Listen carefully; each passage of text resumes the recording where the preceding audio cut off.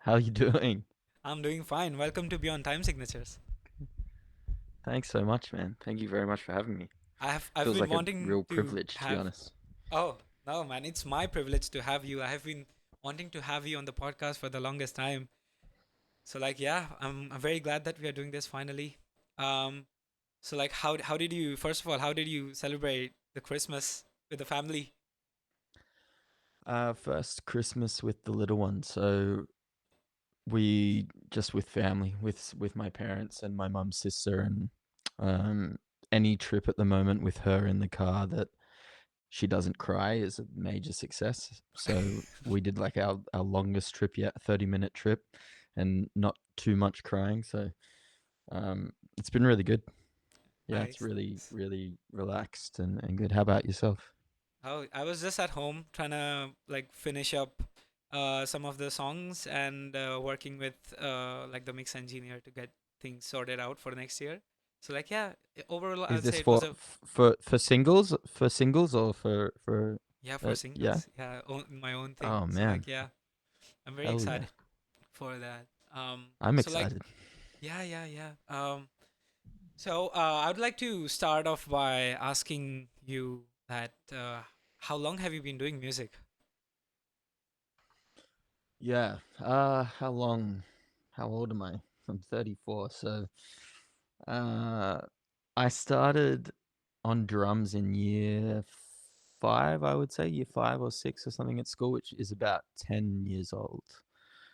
And I remember this is probably partly why I got into teaching, or at least why I teach the way I do. But I was ridiculously excited about getting lessons. I was listening to The Offspring at the time, and I had like pots and pans set up at my house, and was like thinking I knew how to drum already before I'd had my first lesson, and was so excited for weeks. And then the first lesson we got in there, we weren't allowed to touch the drum kit, and we weren't allowed to touch the drum kit for like months. And I Oh. like it was the worst thing in the world. Like so much pent up, ready for smacking things, and wasn't allowed to touch anything. So that's one thing I always do with my students is make sure that we're like playing something fun in the first lesson, so that they don't Yeah, get so that that the same feeling drive I and the had when I first motivation is started. still there. Yeah, yeah, makes sense, Yeah, makes sense. But I also do get the yeah. fact like why would people want to like focus on fundamentals? Because I'll say like as far as like any musical instrument is concerned, like knowing the fundamentals will eventually help someone else become a teacher, like for yourself. Like Mm. I would say like if the fundamentals weren't as clear as let's say like you are a fantastic guitar player, but you don't know what you're doing when you're picking. So like you won't be able to teach other people what you're doing, right? Yeah, totally. That whole thing's been such like a can worm out of the can kind of thing for me lately. The picking, Oh I feel yeah. like it's just opened probably like the biggest change to my playing in Yeah. 10 years since I left school or something. Damn. Yeah, So yeah, then yeah. like did you go to like a music school or like did you do something else? Uh, I started getting into guitar because my brother was getting guitar lessons. So when I was getting drum lessons, he was getting guitar lessons, and his teacher was asking him to learn songs by ear, and he couldn't really do it. Most of my family's tone deaf, and I was kind of watching him try to figure it out, going, "Oh, I think I know where you need to push to get the note you're trying to find." And so I ended up picking up his guitar and playing it heaps. And then I just taught myself through school, and then went to music college. That was like kind of my first guitar lessons was outside school when I was about 17 when I went to uni. Um, yeah, and then went to a music college and studied a bachelor of music. Oh wow. And I guess not many people know this, but like you went to the college with Simon Grove and Jake, right? Yeah, so they were the year below me. Yeah, Oh. and a whole bunch of my friends came to that college the year after me because they saw that I was enjoying it, and they weren't sure what they wanted to do with uni yet, and then they joined. So a whole bunch of my friends were really close with Simon and Jake. I'm trying to That's think if nice. there That's was so others in like that group. such a small Yeah, world, no? yeah. I think Jake filled in for on guitar in one of my first like kind of rocky metal bands just for one gig. We weren't particularly close. I didn't know them super well, but I knew them through my friends. Right, right, right. Cool. And I think every let's say I would say like every decade there's this one band who comes along and like changes the outlook of the things that we know about music, Mm. and then like everybody starts to capitalize on that, and then after like 10 years something else comes in. But like that's Yeah, fun. That's yeah, fun. yeah, yeah, yeah. You want S- to be the one pushing the boundaries, but it's so. I mean, you have to kind of copy your favorites for so long to then kind of push past in a Definitely. way. That's what I, like before I started getting into like a songwriting mindset, I wanted to be like different, but I did not know how. So like then I Mm, started to get into more stuff that, okay, let's just see what's been done already. Let's try to write songs in that particular way so that we can maybe, mm. because I personally feel like every time something new happens, it's not technically new. It's something like derived from other genres or like other places and put into the context of that particular genre, I think. Yeah, man, it's all like personality essentially, and then what is your what is your musical personality? So when you're really young, and I teach this all the time, but you should just copy everyone, copy everything. Yep, You yep, If yep. someone tells you your song sounds like Pantera, which I remember getting told when I was maybe 15 or something, and I wrote like one of my first metal songs, and someone was like, that just sounds like Pantera, and at the time I'm like, oh shit, like I don't want to just sound like Pantera. But now I'm like, that was perfect. That's exactly what you want to do. You want to sound exactly like that band because you're learning from that process of writing that song. And then the next one, if it sounds like Metallica, then awesome. And the next one, and then all of a sudden, 10 years down the track, when you've been doing that constantly and genre bending and doing all this different stuff, and you start finding your own voice, all of a sudden your voice is made up of all these different things. And that's what makes you a unique Yeah. artist. And And that's that's kind why of what you're I saying find it is, very amazing, like, cuz you've been doing music for like probably before even I knew what music was. I'm going to be honest. So like having that experience, that palette, that information and knowledge base, like allows you to know, like have a lot of things in your arsenal, and you can like go ahead and pick, okay, this is more appropriate for this particular kind of song or like this particular kind of style, so I'm going to pick some stuff from that. So like the more things we listen to, the more things we like surround ourselves with, like increases our palette in a way. That's what I feel. And yeah, yeah. I think like the music that you've been writing for, like, I'll say like the past 1.5 year or something like that, I can literally feel that you are an actual experienced songwriter who's been doing this stuff for like many years, and like not somebody like somebody like myself who's been like getting into songwriting from lockdown. So like I can hear the difference in like just the musicianship overall. So that's fun. That's Thanks, nice. man. Also, since you've been doing and writing songs for so long, you must have seen the growth of the whole like VSTs, softwares, and stuff, right? Like the Mm, whole change yes. in the industry. So, like, what were you using back then to like demo stuff? Yeah, we had we downloaded a free what was it called? Audition. I think it turned into something that was called Audition, which was free. And I remember we got all of our drum set. There used to be a function on a PC where you could go into the menu and tell it to record anything that you played through the computer. So when I would play a song that I'd downloaded off LimeWire or Napster or whatever, and I remember the specific one I got. It was a butterfly effect song, and it started with the drums, and I was like, "Poof, straight away. I pressed record, stole the kick, and stole the snare from the start of the song, and that was my go-to, like one shots that I used for everything, and it was Right. just from MP3 record the start of the song So like that's file on some the computer. caveman resampling stuff, no?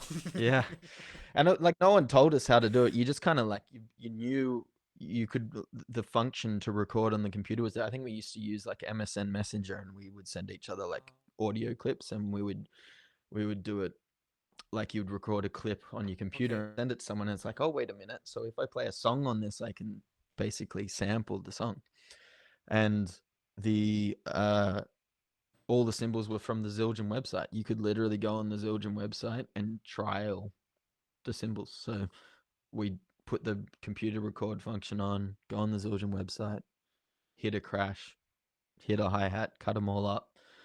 And then there was no like snapping to the grid or anything. I remember just like super zooming in on the grid when aligning it, and I'd drag the kick drum in and then just like try and find the spot for it as close as I could get it, and then you put the next kick drum in, you put the hi-hat in, and it was like you meticulously, no copy and pasting whole sections. Bro. It was just writing drum beats out with like one hit at a time. But at the time, it was the most satisfying thing because it was like our recordings were kind of sounding like not when Misha came along and you heard that first kind of stuff from him, that was a bit, that was like this, all of a sudden everything just went one other level.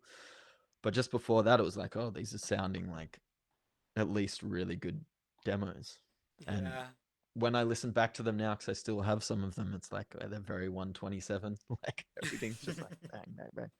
But it's still cool that we were kind of like doing it that way. And for guitars, it was my Boss GT6 and straight into the mic, like the tiny little um, eighth inch mic input that was in the side of the computer. That was it. Damn, man. So And no like, singing because I really was scared at that stage. yeah, yeah. So about that, I don't even remember like you doing a lot of the stuff that you do now in terms of vocals. I'll say like 1 or 2 years ago, because I've been following you from that time. But I would say it was around, I guess, last year, in early last year when Zay Grace came out. Pierre told me that I'm gonna be doing like a cover with a guy that we both know.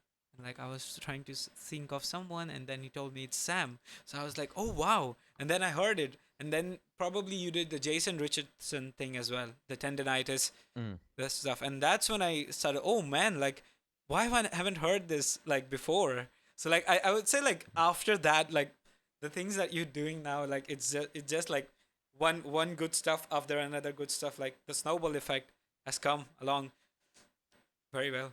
I like, thanks, man. I feel like it's just a case of like of doing it. You know, like like if I go back and listen to those things, like I think they sound pretty bad. But then I listen, like the progression kind of exists. You can listen to that, and then the next one you're like, oh, I see how I fixed that little thing. Like when I listened to some of those, I think I did two. I did a periphery cover with Pierre and Ben as well. And when I listen to them, uh, I'm like, oh, I'm really not hitting the notes. Like there was a real struggle for me to. I'm kind of like doing that screechy screams thing just to get up there, and then in the last couple of months of just like practicing and doing more videos, and someone asks you, I think it's kind of the case of someone asks you to do something and you're like, I don't think I could do that, but yeah, I'll say yes anyway, and then try and learn on the fly that like I'm screeching out these notes, and then all of a sudden the next time you do it, it's a little bit easier. And, Yeah, that's like happened to me a it's few just kind times. of Like I would say, like even mm, our friends, like even like Mark would sometimes come up with some stuff, and he would just send me a video of him playing, and I would tell him, "Oh, this is really cool," and then he would be like, "No, it's not that cool." Then this one time, I told him like, "It's really cool, don't scrap it," and he was like, "No, I'm gonna scrap it." So I told him, send over me your guitar files," and then I did the whole arrangement and gave it back to him, and he was like, okay, you made up my mm, mind, I'm not gonna scratch this, I'm gonna make it into a full song. So like yeah, stuff like that that's that you so do good. on the fly and That's so like good. so impromptu. Like that's how like even I got out of my shell, I would say. Like I used to be very Mm, insecure about showing my playing and my level, but then you realize that oh, nobody's like born that, and nobody's like Spyro or Stephen Toronto stuff. Like even like people like I talked about this to Ben. Like we would have some ideas, and the next day we would forget it, how to play it and stuff. So like yeah, it happens, and that's how I realized that oh, it's not that bad. Everybody's like just human like me, and I don't have to worry about mm. being in the limelight and people judging me, because like everybody's gonna judge. No, and that fearlessness is what gets people to the stage of being someone like the like Toronto's and stuff that are like insane. Like you have to be fearless. Like if you take the singing example we're talking about with me before, it's like if I didn't take that first offering, I wouldn't have gotten that one tiny step better. And then if I didn't take the next one, I wouldn't have got that next step better. If I just sat in my room doing the same exercises I was doing, might have got better, over a long period of time. But this stuff like pushes you, you know, like, and that's the same with performing live. It's like the first time you perform live, you've got all the like it's insane butterflies. You don't want like you're so scared to get on stage, and then once you do it, oh, the next time it's not so bad, and then it's even better, and everything kind of gradually gets. And then you realize that you're fine doing it, and it's like the constant pushing yourself into that non-comfort zone is where we get better. If we live in the fear zone, we're always really pushing ourselves to get better. If we're scared of the fear zone, you can still get better. It's just gonna be a Yeah, slower process. definitely. So like I wanted to ask you like when did you realize that oh you can do the pitch scream sort of stuff?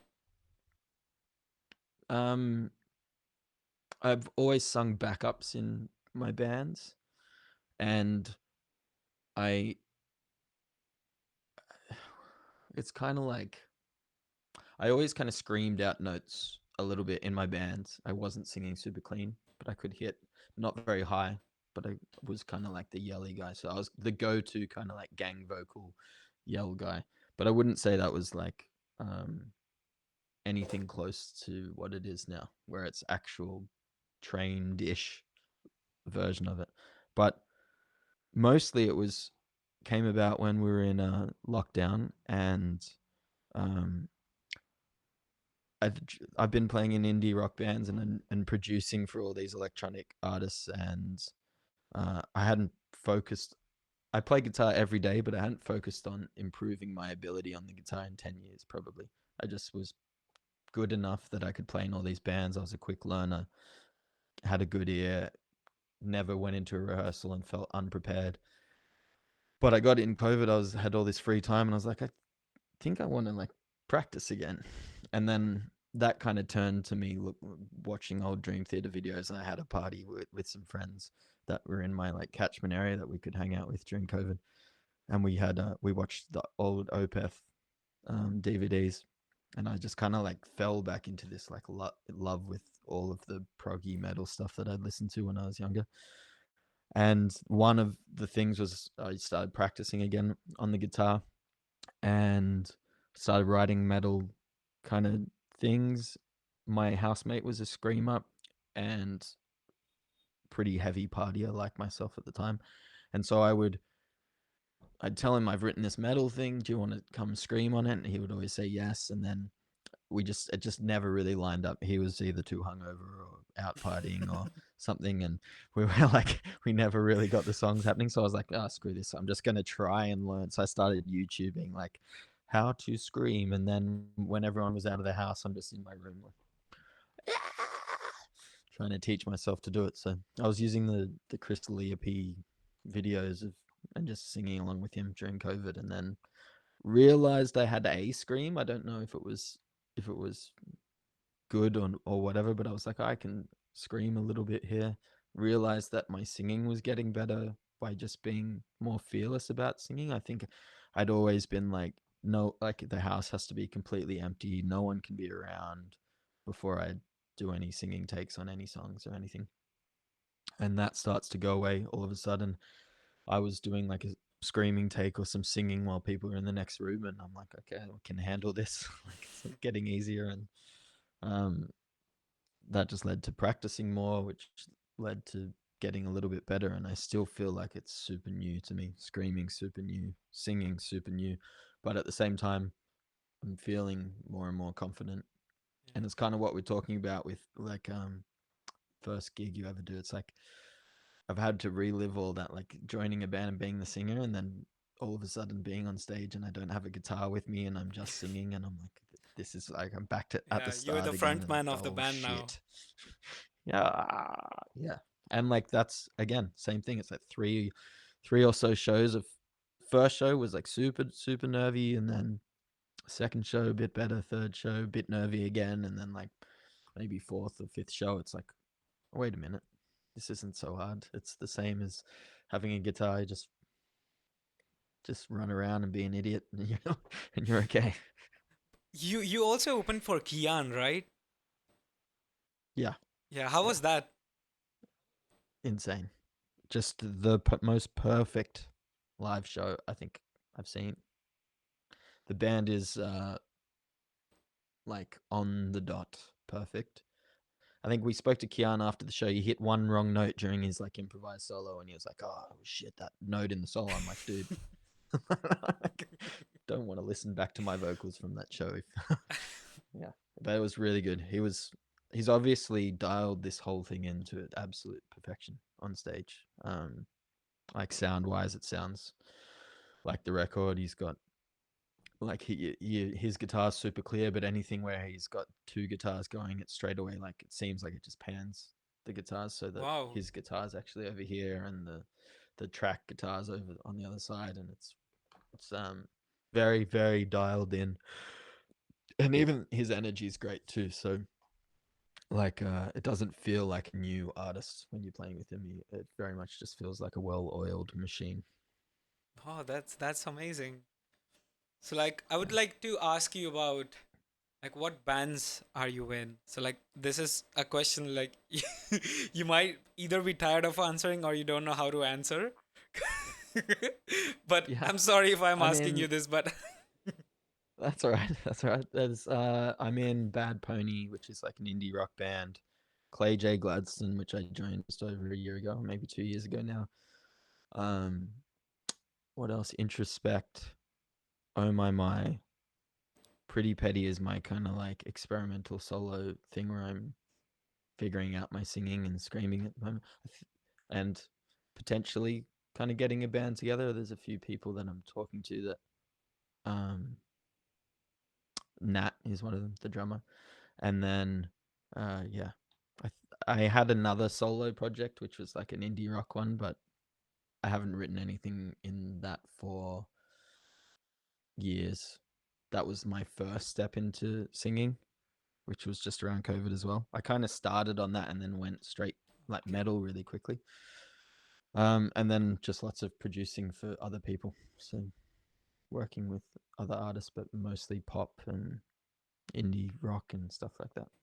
Yeah, so like this is quite interesting because I would say like someone who's like aspires to be a musician might have like a totally different idea of what it is being a musician and what you have to do. Let's say somebody wants to be a guitarist, so like they'll have a mindset that, oh, I just need to focus on playing guitar and everything else will fall into place. But that's so far from truth. Like I like looking at you, looking at Ben, and looking at the other guys, like what I can come up is like you have to, especially in these times where internet is making like making more faces pop, like in terms of the talent and the overall high quality video and stuff, like you have to be like you have to push yourself every single time if you want to survive in this Yeah. economy is what I feel. So like you said, like branching out to producing even different genres per se, and like not just being like a guitar player but a producer, a vocalist, like it's just gonna benefit you. Like do you feel like branching out from just playing guitar has actually helped you in more than ways than one? Yeah. Well, 100 million%. I think as a songwriter, you have to well, you don't have to. I think it's really, really beneficial to basically to play all the instruments you're writing. Make like it helps a lot if you're writing a rock song or a pop song to really understand how you want to write the drums. I was talking about this recently about one of the bands I play in, where the singer is the primary writer, but he plays like all the rock instruments in the band, plays the drums and stuff. So when he's writing the drum beat, he's not just like putting a placeholder in there for someone else to come in and change it up. He's writing something that's really specific to the song that he's writing. So for someone like him, all of the puzzle pieces he's kind of putting together. And if he wants help on that, he's always got his band members there to be like, hey, I need a solo in this section or I need something here. But in terms of crafting his vision, he has all of the bricks and mortar to do it. And I think that's super important as a songwriter in whatever genre you want to do, so that you can sit in front of a computer with a keyboard and your instrument and you can make a whole song, drums, bass, everything, and know how they interlock. And you can hear sometimes when people maybe don't fully get it, like maybe the drums don't quite work, or maybe the bass isn't doing what the bass kind of should be doing, which can sometimes lead to really cool, happy accidents, or sometimes it's really obvious that they don't understand that the bass should be doing something particular.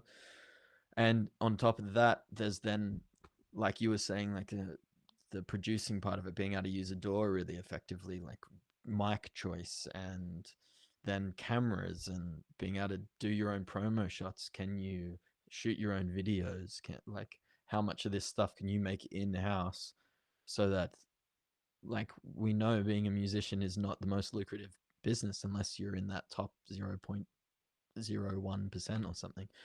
So any place you can kind of save money and potentially make money is a massive benefit, which unfortunately for us now is everything. Like, you need to be able to, or at least, yeah, you kind of need to be able to do everything, really. Yeah. So like you also teach students, right? So like do you do private lessons plus university, or like how does it that go? Yeah, I do private lessons and then I take a rock band program. So I probably have maybe like 60 students or something, Wow. and then about 10 rock bands. And then I take uh, 4 guitar ensembles and a few group classes for ukulele and guitar as well, which have like 30 kids in them. So it's a bit of a mismatch, bit of everything. Okay. I would like to ask you Yeah. this because if I was in your place with everything, and especially with Miley being also in your life now, do you get overwhelmed with all the things that are happening around you, or like do you just wing it and like it happens and falls into place eventually, sort of No, thing? YOLO, baby. No, just like, I honestly don't. I like, I have a very like one life mentality. One, like, I'm happy to burn the candle pretty hard if it means furthering and enjoyment in my life. I'm not a big sleeper. I mean, I sleep, enough to get by, but I hate going to sleep. So, like, I would rather stay up and be sitting there practicing guitar or singing or whatever. And the other thing that I try and do with my life, with being busy and having a kid and all that kind of stuff, is multitasking. So if I'm walking the dog, I'm doing my singing lessons, or in the car, I do my singing lessons. So from to and from work, I'll, instead of just listening to a podcast, I'll do singing lessons. Um, if I'm watching TV, I'm practicing guitar. Uh, Nice. yeah, it's just like, how much can you squeeze into to multiple things? Yeah. So like I would like to So good. talk to you about your songwriting process. Like since you're in like a different like band spectrum, I would say in terms of genres, do you happen to think a different way when you write for different bands, or like you have like a streamlined standard process? Different, different for different bands, and it's more, yeah, and some ways, like, in some ways, really similar too. So I always think of, usually it's a melody and a single note. So it's, since maybe like 10 years ago, um, I would just go to the piano. The reason I loved using the piano the most was because I wasn't good at the piano. So my idea was that if I just go and play one finger and then move it around and sing, and if I can come up with something that's good, then I'm onto something. And then I can kind of like let that kind of come out in the harmony, whether I build chords underneath that, or whatever. And it's still much the same. I tend to fiddle around on the guitar until I have a vocal line, um, over single notes that I like. And then it's like, does this need chords? Like, chords. The chords are implied by the single notes, you know? Like, if I'm playing in the key of C and I play an E, I'm implying an E minor chord until I add harmony to that chord to change the mind of the people that I'm I'm doing. So, like, for example, I don't know if this will work. Oh, oh, careful, careful. Can you hear me? A little, yeah. Yeah. Or is it this one that's working?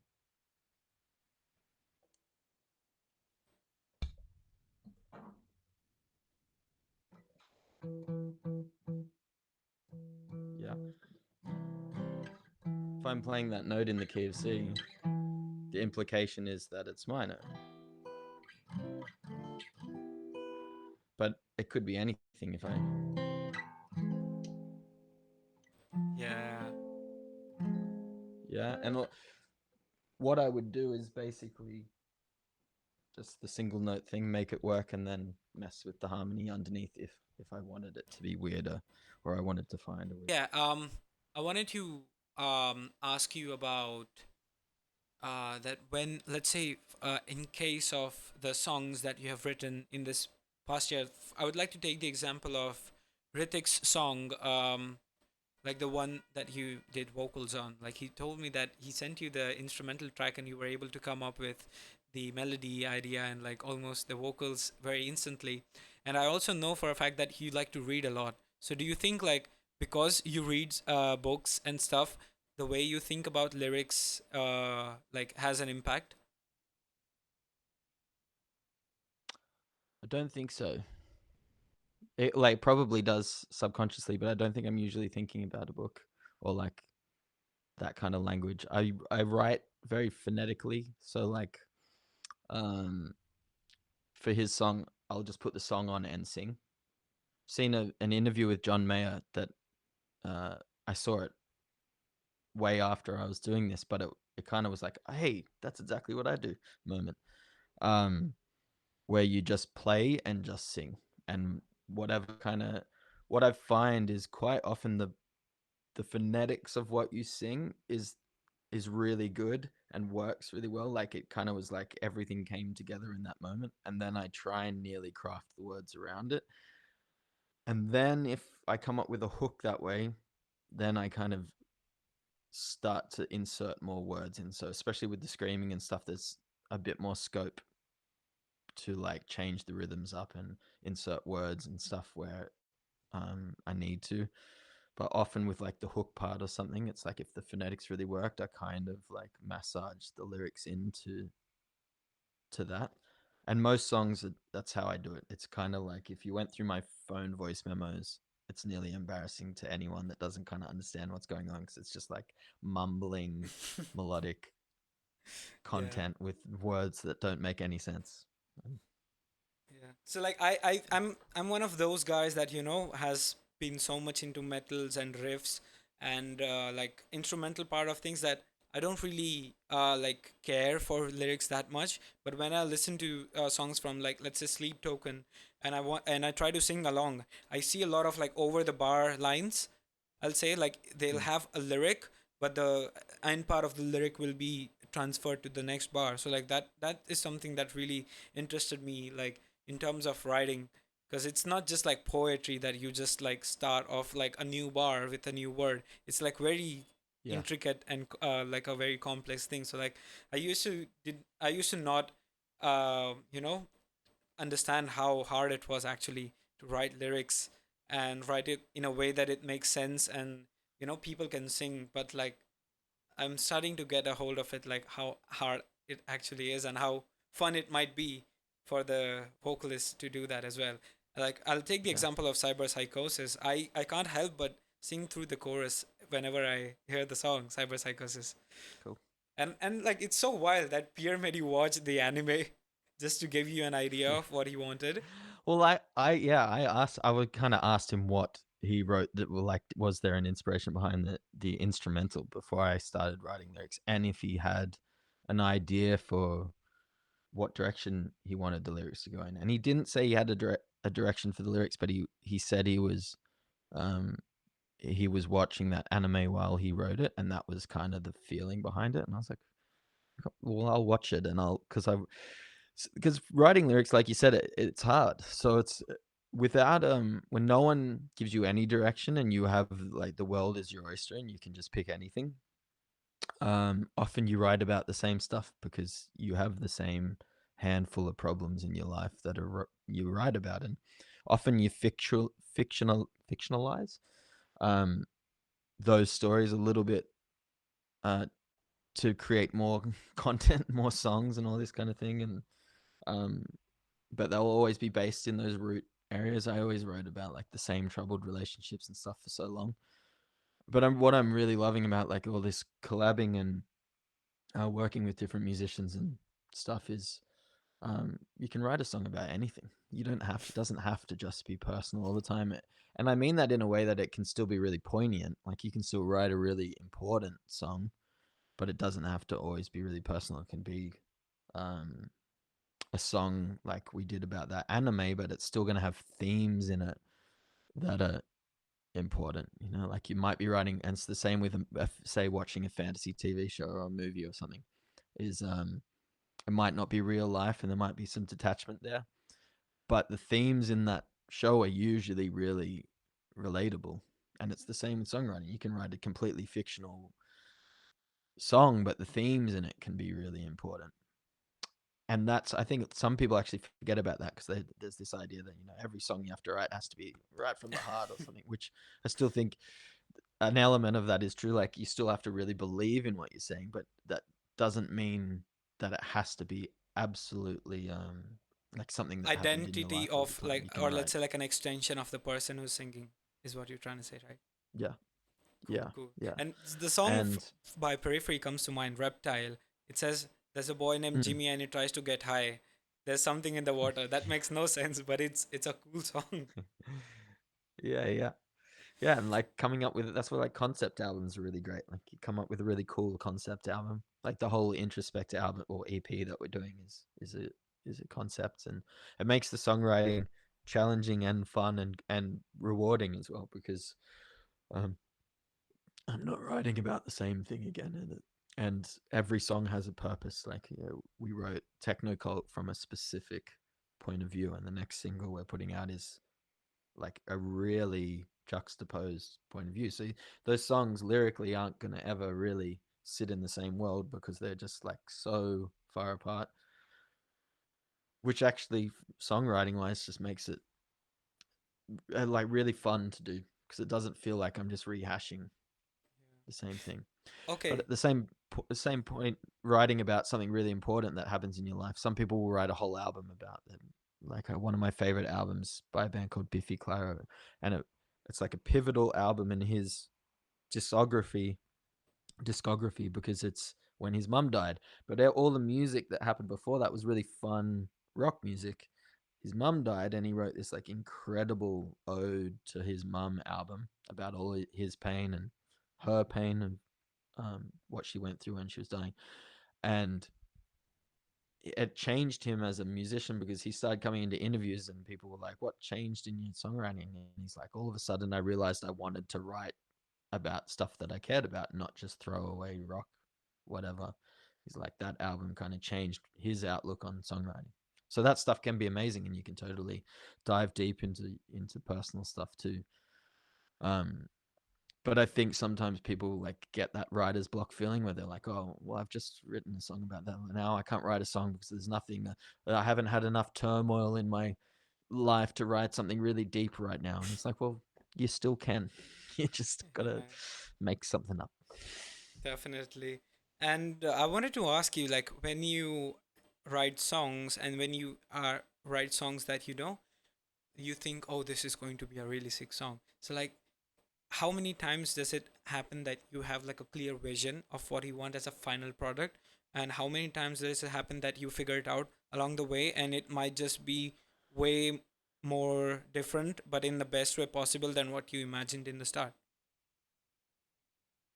Yeah, 50-50. I reckon. It's so many Bad Pony songs we wrote where we got together and we want to do like one of the writing sessions we did for a song called Forever My Love was we we'd moved to different cities, me and the singer, and um we I'd just listened to a song in the car on the way to our writing session and really liked the vibe of that song. So we literally put like checked the tempo, and then that was the start of the song. Turned out to sound absolutely nothing like the song, but we fully went into it with like we were listening to that song, we were like trying to get in the mindset of like doing something similar, and then built the song from there. And I still think one thing I do all the time is if I hear something really good, and it's probably why my like Spotify listening hours are so low compared to a lot of my friends is if I hear something and I really love it, I don't kind of sit and bask in it and like I love this song. I kind of like turn it off instantly and go and get an instrument and figure out the song What's and figure going out on? what Okay. why I like. Yeah, why did I like that melody on that? Why was that?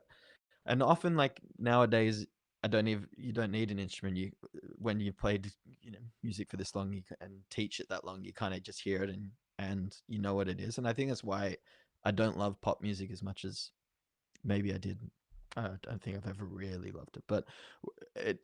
I say this to students. It's kind of like everything I hear, I understand. It's like I know what note that is on what chord that is. I know what everything that's happening here, so I can appreciate it, and I can appreciate the good singing and the songwriting coming together. But unless there's like some crazy emotional thing going on, I don't find myself gravitating towards it because it doesn't make me want to go and grab the instrument to figure out what's happened. Whereas like think what I'm enjoying about being back in like the proggy metal realm for the last few years is like there's always a curveball around the corner. There's plenty of stuff like you were saying is people kind of copying, retracing each other's steps, but all of a sudden there's something that's not.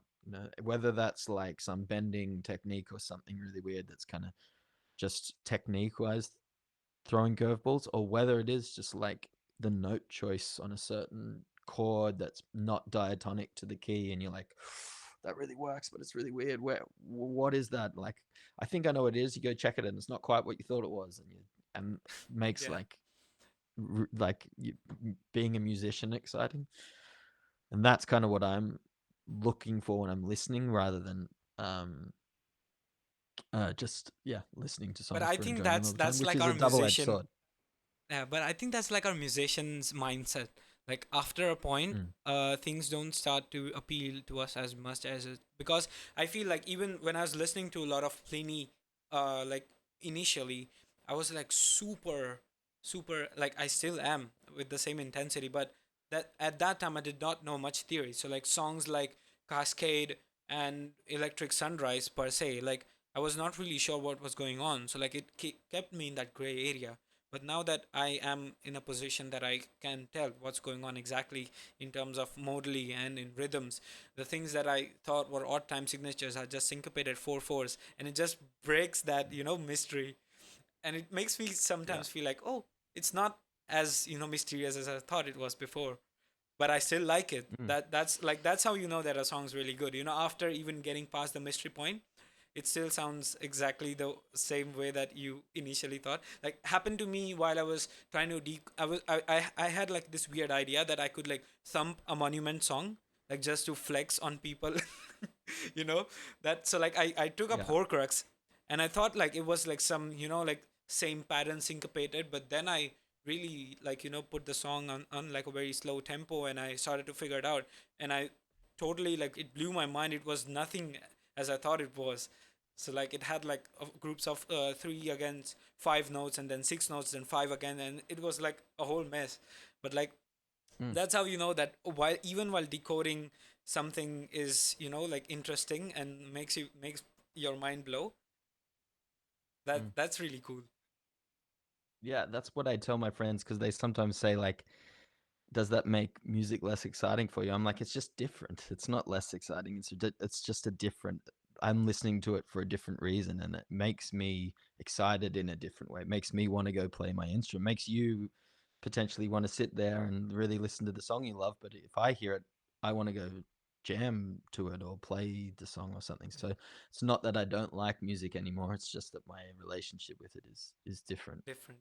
to a And do lot you of my think friends. that's also the reason why a lot of like I don't think it's like a correct generalization, but I'll say like 90% of people who listen to progressive rock and metal are people who play progressive rock and metal. Yeah, Yeah, and I and think it's that's the reason. yeah, it definitely is. It like yeah, it definitely is, and it's the same with all the technique stuff and playing fast and all these kind of things. You get to a point where like we're looking for something else to blow our minds to a certain extent, whether that's like interesting harmony or interesting techniques, and like we live in an age of like just ubiquitous talent. There's so much, so many incredible players doing so many incredible things. So there's these fine lines where like one of the things that really brought me back into screaming, and it was happening with me in the pop realm as well. Like, so I was listening to a lot of pop music because I was producing a lot of pop music, but the stuff that I was really liking was not necessarily rap, but singers that weren't just being melodic, that were doing interesting, Rhythm. weird vocal stuff, rhythm, and like throwing their vocals around. There's a band called Squid. They have a song called The Cleaner, and the amount of like commitment this singer has to sounding ridiculous is like so satisfying. There's not a single note he's singing. He's just like this British guy yelling incoherently over the music, but it's rhythmic and it sounds cool. And he's so committed to it that it's just like so satisfying to listen to. And it's similar to the screaming thing now. It's like if I hear someone absolutely unleashing one of my favorite screamers is like Every Time I Die, Buckley, and Every Time I Die, and it's because he just sounds like he's absolutely giving it his complete and utter, like, to the ends effort. Um, Whereas I think sometimes if someone's just going, I'm not as into it. It can be if it's like done in a really cool way, but for me, it's like hearing that complete like emotion on the line, um, Yeah. And that would like you brings say me into it. that since you've been producing for a while, can you like tell like from just the song or like just the artist's mindset that how committed somebody is to the project and how they are just perhaps trying to do it just for, I'll say, like the namesake, and who really cares? Yeah, yeah, yeah.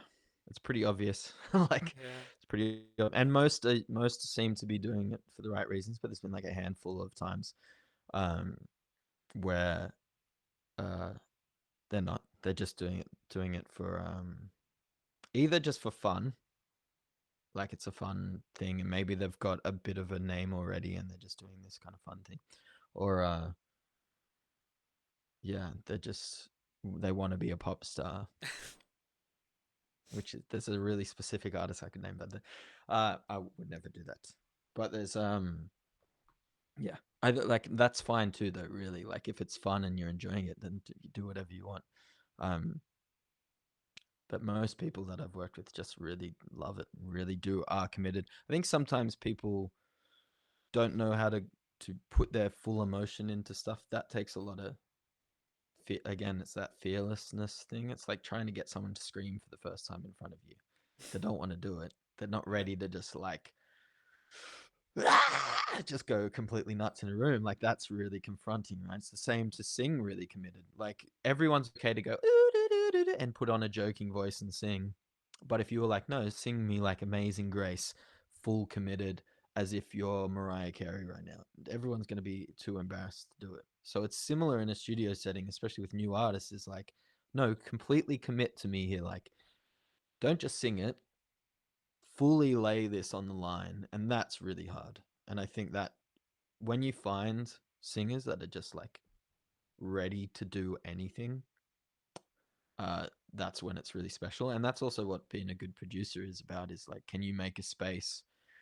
It's really where the artist feels like that, and it's really important not to like be negative about anything ever, because it creates a feeling of people not wanting to be fearless. Like if someone does something and it doesn't go well and you laugh at them, and unless it's like an environment where you've kind of built up that it's okay to laugh, but if you just laugh at them, they're not gonna want to They're gonna try be another discouraged, I thing. feel.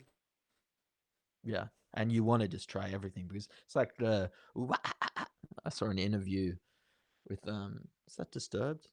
I I should know think that. I think it's But he was saying that it was, yeah, yeah. yeah, he was saying that it was just a like a he was trying to convince the band. He's like, I got this stupid idea, guys. Let me try this thing. And apparently they didn't dig it at first, but then came around to it. And it's like, you got to be willing to try those things to come up with that like really cool Yeah. part. And yeah, one thing, Yeah. like, one really amazing thing that I, even boasted to some of my friends here was like that you opened for Corey Taylor a few weeks back. How was that? Amazing. It was really amazing. He was really cool. He watched us side of stage, and then he said some really nice things about us on stage. And there's been a few interviews he did around Australia where he was really complimentary, and um, he did some interviews at Good Things where he talked about taking us over to the States to support over there. Whether or not that ever happens is who cares at this point. I mean, I'd love for it to happen, but it's just really cool that he's uh, really supportive. And watching his band play as well, just like you're reminded of um, professionalism, because whether or not they were are like the best shredders or players in the world, it didn't matter because they just were like note perfect on stage. We were sitting right next, sorry, just off stage watching the drummer, and we were just like in awe of how like didn't miss, didn't miss anything at all ever. It's absolutely note perfect, which I mean you would assume would be the case for a Corey Taylor band, but it's just cool watching it, and it was really cool. So I was just gonna say that I think they're the biggest shows that I've ever played. Like we've played festivals before, but never main acts at festivals.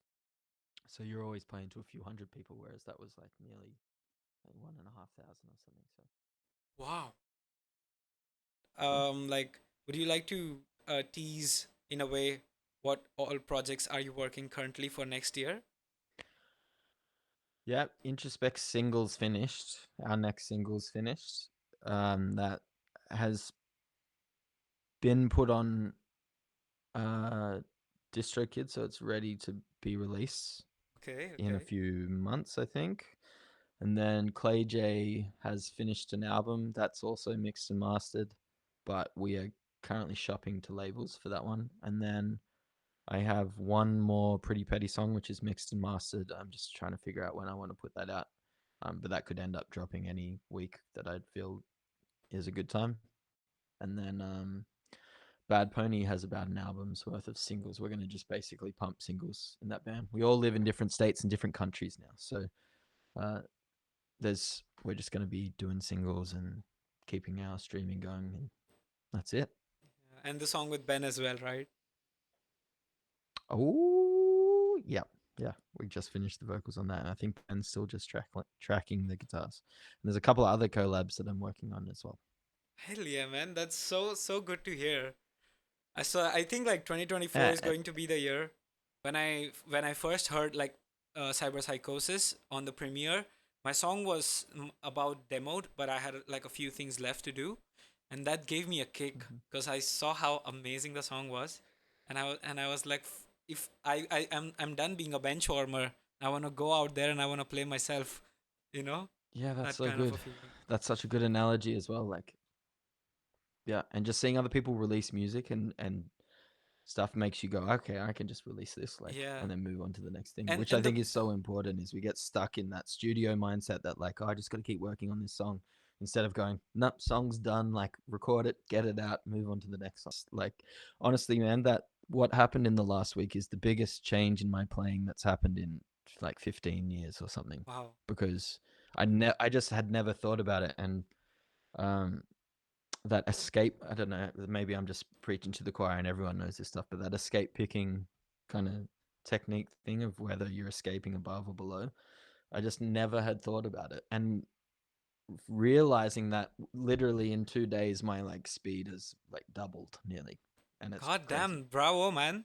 So happened to me as Yeah. well. I started working on my alternate picking in June, I would say, and I came about the pick slanting thing. So like after doing the pick slanting, like upward and downward pick slanting, it just blew my mind that my string skips were getting so much better. I was breaking that barrier per se, you know? And can I ask you, do you purposefully like go between the two? Like, are you escaping above when you're down pick changing, and then are you escape like changing your wrist Yeah, position yeah, yeah, I do to, that. yeah? Yeah, So you, yeah. yeah, So okay. like when I'm Because coming like up, what I'll I do figured out something is, like this. And when I'm going down, I'll make sure that I do like this. yeah, because I figured out like for me, I had always just upstroke escaped, and Okay. that's why I could only do certain runs in certain things. And then I watched his interview where he was showing Frank Gambale's playing, and he was like, I was like, Frank Gambale is literally doing what I've done, like for my entire life, but he's so much faster and better than me. And then they talked about it. Is Frank would basically cheat. He would start on an upstroke, even if it was on a downbeat of the bar, so that he could play the line. And then other times he'd start on a downstroke on the beat so Yeah, that he could that's play so the line. And it crazy. was pure. He was like manipulating his technique just to so he could continue his one style all the time. And then I was watching like Geordie how he basically plays with that kind of down stroke kind of vibe all the time, and I'd never, literally never played that way, and I'm like, he's playing those doubles so quick. How can I not do that? And then started looking into that, and it's literally like an Yeah, explosion in it's my it's so playing when crazy. I Like did. if you look at Marty Friedman, he holds his pick like this. Then I know a guy who holds his pick like this, and then there's James Hetfield who holds his pick like this. So like there's like a lot of different ways to do stuff. And for me personally, like even like I used to be very inspired by John Petrucci in the start. So he would have something like this picking angle with his middle finger a bit and like his pinky rested. But then I realized that I'm no John Petrucci, and maybe having like a closed fist and using this flesh to mute stuff would be like the best thing for me, because that was what became more comfortable in the end. So like I stick to this now, and like I think Yeah. because I was self-taught, so like I explored a lot, but now I have actually know what to do and what not to do. So yeah. Mm.